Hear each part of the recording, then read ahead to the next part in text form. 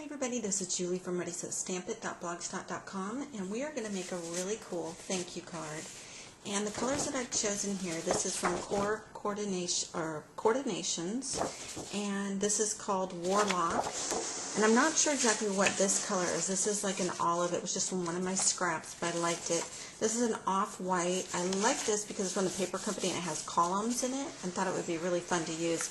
And this is just a pre-made card. When I was doing demonstrations at the Paper Zone, I got this paper, and I can't remember who it was from. That's horrible, I know, but I can't remember. So anyway, that's what we have here. So we'll adhere those. And let's just get started adhering those right now. I've got my ATG gun. And for those of you that don't know, an ATG gun is actually what framers use. And what's so funny is that I used to have a framing company, and you know, I often thought about that, saying, that'd be kind of interesting to use that on there. But I don't have a framing company anymore, but when I did, so it's just kind of weird how that came to be, and now people are using these left and right. Missed opportunity. I could have been a millionaire, folks, but yeah. Anyway, it's okay. I have a happy life. Okay, so this goes right here.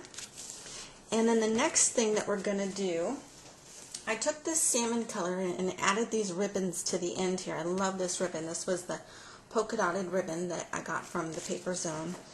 And let's go ahead and adhere this onto here. And what I meant to do first thing too was add this ribbon to it.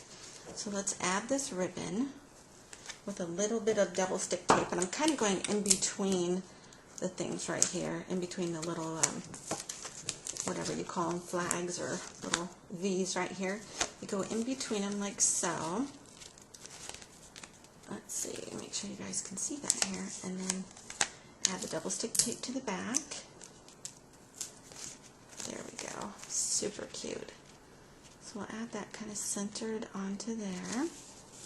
So far so good, right guys? Okay, and the next step that we're going to do is, this is from Making Memories Made Easy. And I'm going to use this little guy here. This is a little pouch. And what I like to use these for is I just add some loose flowers into them. So I have these little flowers here. These are Prima flowers, but I just stick them in this little container just to make it easier to access them.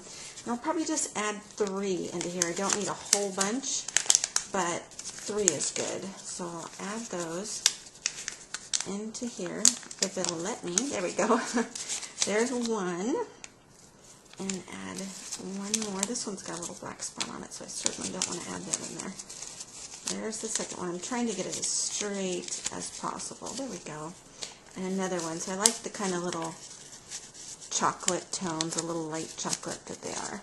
And then I just kind of seal it up just to make it look like it's got little pretty flowers and little present in there. And then I'll just take some double stick tape and I add that to the back of this.